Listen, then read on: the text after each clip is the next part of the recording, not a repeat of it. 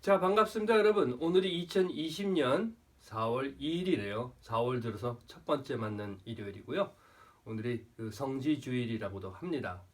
예수가 예루살렘 성에 입성한 그런 날이고, 오늘을 시작으로 해서 그러니까 월요일부터죠. 월요일부터 한 주간을 고난주간이라고 합니다. 홀리윅이라고 부르죠. Week of Passion 이렇게 부르기도 하고요. 지난 석주간 교회에서 모이지 못했죠. 그래서 오늘까지 4주간 설교를 대신해서 기독교에 대해서 말씀드리기로 했고요. 또 그에 따라서 이미 기독이라고 하는 이름, 그리고 성서에 대해서, 또 예수에 대해서, 그리고 오늘은 그 마지막으로 교회에 대한 이야기를 여러분들과 함께 나누고자 합니다. 자, 교회. 여러분들 너무도 잘 아시는 이야기고요. 또 계속 말씀드리지만 굉장히 많은 이야기를 해야 돼요. 오랜 역사를 가지고 있기 때문에. 그런데 최대한 이렇게 축약을 해서 여러분들께 말씀드리도록 하겠습니다. 자, 해볼까요? 교회입니다. 여러분들 잘 아시는 대로 교회. 이 교회라고 하는 말은요, 원어, 그러니까 헬라어에 따르면 에클레시아라고 해요. 에클레시아. 그러면 이 에클레시아라고 하는 말은 무슨 뜻인가 하는 거거든요. 우리가 보통 교회 그러면 이렇게 건물이 있는 걸 보고 저희가 교회다 이런 식으로 이야기를 하지 않습니까? 그리고 교회 간다 그러면 이제 여기를 간다 이렇게 생각을 하게 되는 게 일상적인데요. 사실 이 에클레시아라고 하는 단어는 어떤 집을 이야기하거나 이런 게 아닙니다. 에클레시아라고 하는 단어는 모임이라는 거예요. 사람들이 모인 것. 그것을 에클레시아라고 합니다. 먼저 이걸 머리에 이렇게 딱 새겨두시고요. 자, 그럼 한번 볼까요? 교회. 이름은 에클레시아고요. 에클레시아. 교회라고 이렇게 이름은 지어졌죠. 하지만 우리가 분명히 알아야 할 것은 이 에클레시아라고 하는 것은 당이 아닙니다. 집이 아니라는 거예요.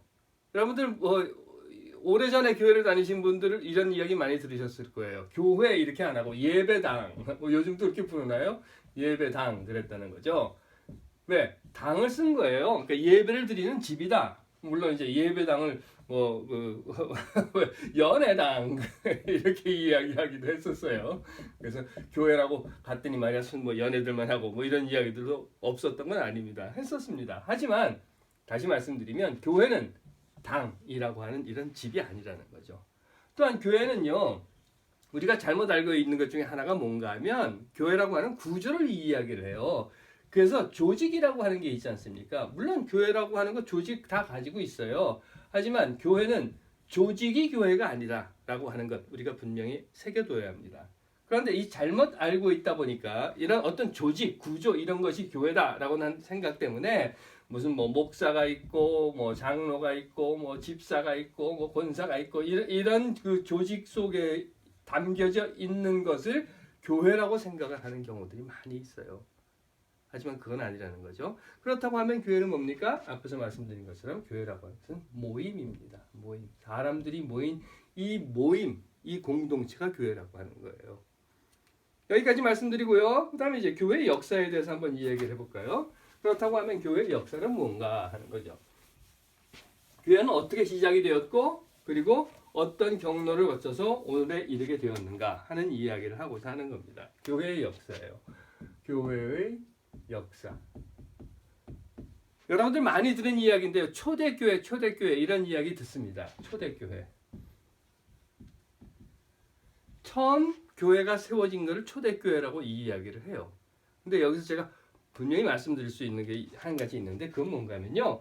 초대교회라고 하는 것은 사람들의 모임 공동체였고 그 공동체의 운영 방식은 공산주의였다는 겁니다. 그래서 모든 사람들이 자기 물건을 가지고 와요. 가지고 오고 거기에 갖다 놓고 그걸 이제 서로 똑같이 나눠 가져가는 것. 그런 체제로 유지되었던 것이 초대교회라고 하는 것이었습니다. 그런데 이 초대교회라고 하는 것이 이제 박해를 받게 됐죠. 잘 아시는 대로 그 유명한 네로 황제. 그래서 박해를 받게 되고 그 박해 이후에요. 초대교회는 지하로 숨어 들어가기도 하고 이런저런 많은 역사가 있었지만 결국 313년에 잘 아시는 그 콘스탄틴 황제에 의해서 교회가 공인받게 됩니다. 로마의 하나의 종교로 공인받게 되는 거죠. 그리고 313년에 공인을 받고 그다음에 공의회도 있었고 하는 이야기 지난주에도 말씀드렸고요. 그래서 하나의 교회가 되었는데요. 이때 잘 아시는 콘스탄티노스 콘스탄티노스요. 콘스탄티누스라고 하는 이 황제가 도시를 하나 만들어요. 그게 콘스탄티노플입니다. 콘스탄티노플 여러분들 잘 아시죠? 요즘에 부르는 이름은 뭡니까? 여러분들 기억나십니까? 그래요. 터키에서도 이스탄불이죠. 이 콘스탄티노플이라고 하는 곳이 동방과 서방을 이렇게 갈라놓는 그 핵심이 되는 곳이에요. 그래서 313년에 로마가 기독교를 공인을 하고 콘스탄티노플이라고 하는 도시를 만들고 콘스탄틴 황제의 이름을 따서 그리고 그 주변으로 해서 5개의 교구를 만들어요. 그래서 이 5개의 교구가 공동체를 이루면서 교회라고 하는 것을 만들어 나갑니다. 그래서 큰 덩어리로 이 교구 연합으로 해서 교회를 만들죠. 그러다가 1054년이에요. 1054년에 이 서방 교회가 그러니까 이 콘스탄티누스의 이름을 딴 이 도시로부터 시작해가지고 서쪽이 분리해서 나가요. 이게 우리가 지금 알고 있는 로마 교회라고 하는 겁니다. 그리고 여기에서 이제 동방과 서방이 갈라지게 되는 거죠. 그리고 동방 교회는 정교회가 되고요. 그리고 서방 교회라고 하는 것은 우리 지금 알고 있는 로마 캐톨릭 교회가 되는 거죠. 이렇게 됩니다. 1054년에 그래서 동서방이 이제 갈라지고요. 그리고 동방은 동방대로 계속 정교회로 나갔고요. 서방은 로마 캐톨릭이 있었다가 이 로마 캐톨릭이 1519년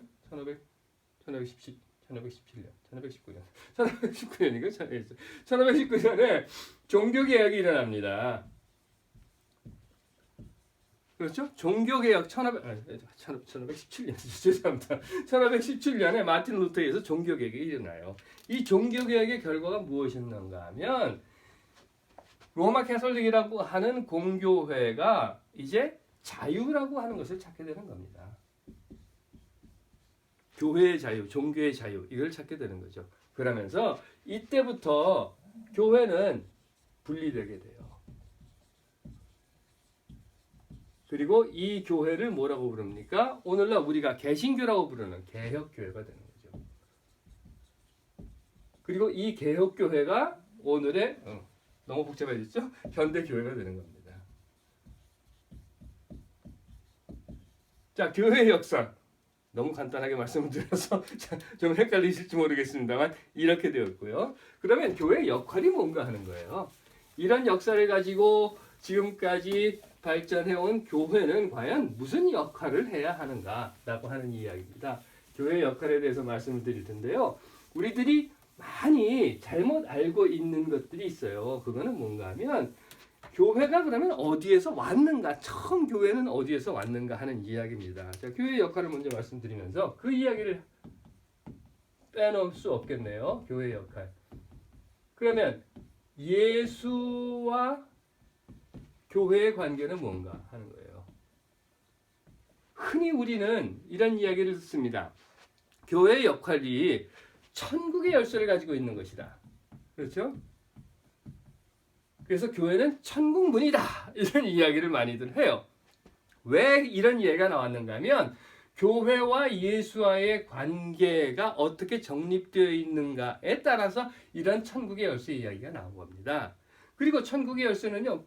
맞아요. 분명히 복음서 그 중에서 마태복음에 보시면은요. 예수가 베드로에게 내가 천국의 열쇠를 준다라고 하는 이야기가 나와요. 이 교회에게 천국의 열쇠를 준다라고 하는 이야기가 나옵니다. 거기에서 앞에서 말씀드린 대로 에클레시아라고 하는 단어가 나와요. 안 나오는 건 아닙니다. 하지만 여러분들 아세요? 복음서에서요. 그러니까 공관복음, 마태, 마가, 누가 이 공관복음에서 에클레시아라고 하는 단어는 단 2번 사용돼요.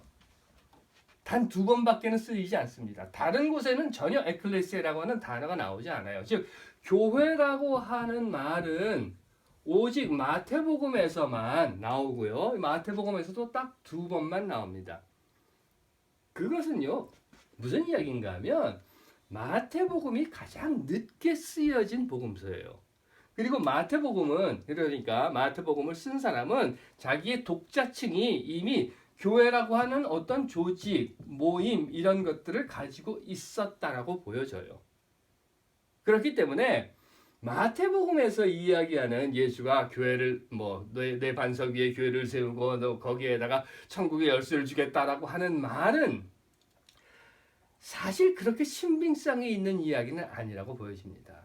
마태가 자기의 독자층을 위해서 여기서 꼭 마태가 지어낸 이야기예요 이렇게 말씀드리기는 어렵겠지만 여하튼 전반적인 예수의 삶에 있어서 예수와 교회, 오늘날의 교회, 이런 교회의 관계는 마태에서 이야기하는 것 같이 천국의 열쇠? 아니, 이런 건 아니고요. 오히려 예수는 교회에 대한 언급이라고 하는 것. 그러니까 오늘날과 같은 이런 구조, 무슨 조직, 이런 교회에 대한 언급이라고 하는 것이 아예 없었다라고 보시는 것이 오히려 더 정확한 해석이고 정확한 믿음의 근거가 될 겁니다. 머리에 새겨두시고요. 교회는 예수가 만든 것이 아니다 라고 하는 거죠. 그렇다고 하면 교회의 역할은 뭔가? 그래요. 교회의 역할은 천국의 열쇠 아닙니다. 교회의 역할이라고 하는 것은 천국 들어가는 문이 아니라는 거예요. 그러면 교회의 역할은 뭔가? 이렇게 얘기하는 사람들도 있어요. 교회의 역할이라고 하는 것은 교회의 조직을 강화하는 것이다 라고 하는 것. 그래서 앞에서 말씀드린 것 같은 조직입니다. 조직. 그리고 이것을 강화하는 것. 왜 강화해야 하는가? 라고 하는 거죠. 조직을 강화하는 것이 교회의 역할이다. 왜 강화해야 하는가 하면 모이기 위해서다. 이런 이야기들을 많이 해요. 모이기 위해서 교회를 강화해야 한다. 조직을 강화해야 한다. 이런 이야기들을 합니다. 여기에서 뭘 이야기해요? 선교라고 하는 이야기도 마찬가지로 하고 있는 것이고요. 하지만 여러분들 한번 잘 생각해 보십시오. 종교개혁이라고 하는 것의 원인이 뭐였습니까? 왜 종교개혁을 했어요? 이 종교개혁을 한 이유는 뭔가 하면요. 이런 조직 그리고 권위로 인해서 신앙이 가리워지는 것. 그러니까 예수가 가리워지는 것을 타파하기 위한 것이 바로 이 종교개혁의 원인이었습니다.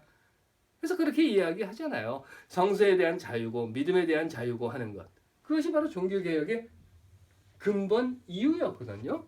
그런데 종교개혁을 통해서 세워졌다라고 하는 개혁교회들이 다시 또 모이기 위해서, 조직을 강화하기 위해서 이렇게 나간다라고 하는 것은 종교개혁의 기본적인 틀이라고 하는 것, 그 배경을 오히려 역행하는 것이라고 볼 수 있는 겁니다.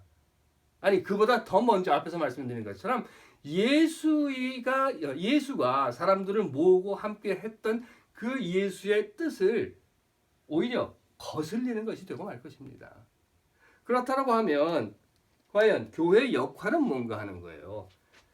우리는 교회의 역할이라고 하는 것을 이렇게 생각을 합니다.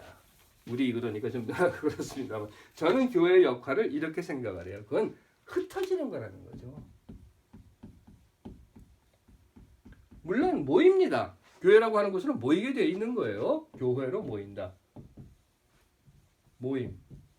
하지만 이 모임의 목적이 뭐냐 하는 거예요. 그럼 왜 모여야 하느냐 하는 거거든요. 그 모임의 목적이라고 하는 것은 모이기 위해서, 그 안에 들어가 있기 위해서, 그걸로 이렇게 세상과 분리시키기 위해서 모이는 것이 아니라 흩어지기 위해서 모인다고 하는 거죠. 흩어짐이 목적인 거예요. 이게 이유가 되어야 되는 거예요. 그런데 지금까지 이렇게 못했어요. 그게 사실이에요.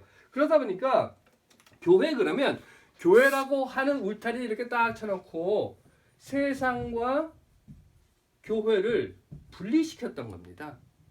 그래서 무슨 이야기가 나왔어요? 여기 미국 교회들도 마찬가지입니다. 이런 이야기 많이 해요. 그래서 교회에서 말씀드릴게요. hatch, match, dispatch입니다. 뭔가 하면요. 태어나는 것도 교회 안에서 태어나는 거예요.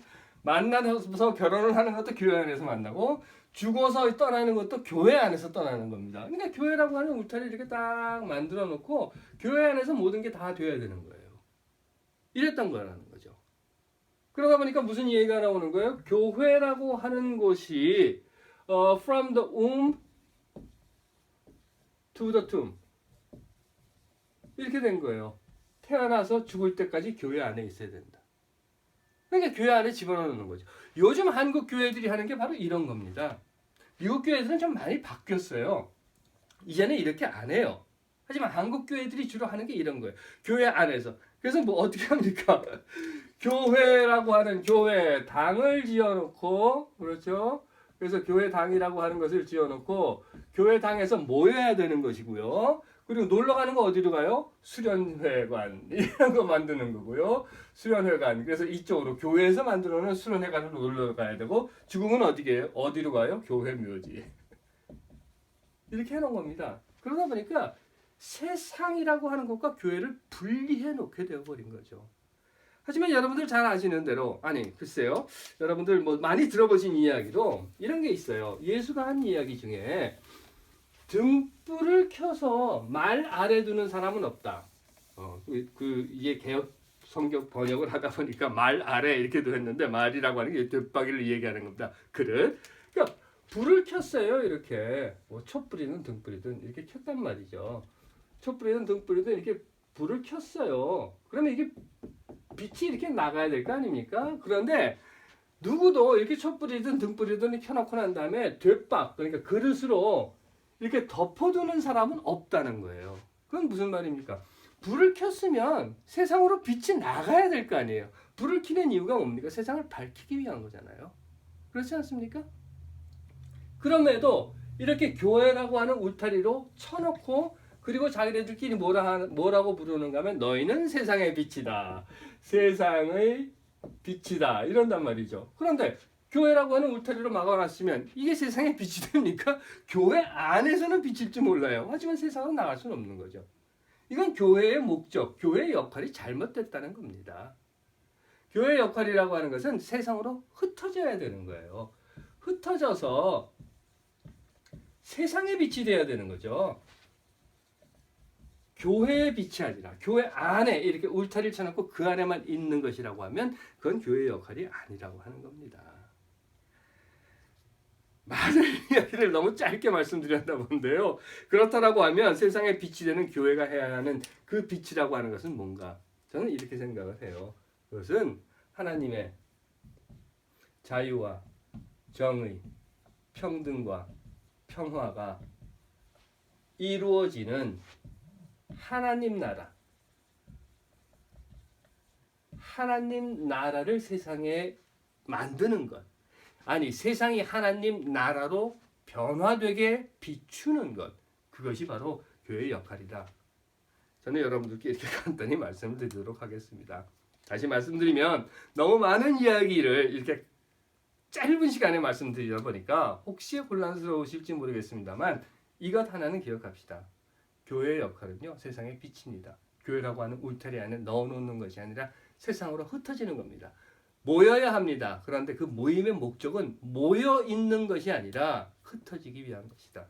그리고 그 흩어짐은 이 세상이 하나님 나라가 되게 하기 위해서 하나님의 자유와 정의, 평등과 평화가 이루어지는 세상을 만들기 위해서라고 하는 것. 그건 잊지 맙시다. 그걸 잊지 않는다고 하면 이 코로나 바이러스 사태로 그렇게 모든 사람들이 고통을 당하는 요즘 죽으라고 교회에 모여야 한다고 하는 그런 어리석은 반인륜적인 그래요? 믿는다고 하는 사람들이니까 반예수적인 행동은 하지 않을 것이다. 저는 그렇게 생각합니다.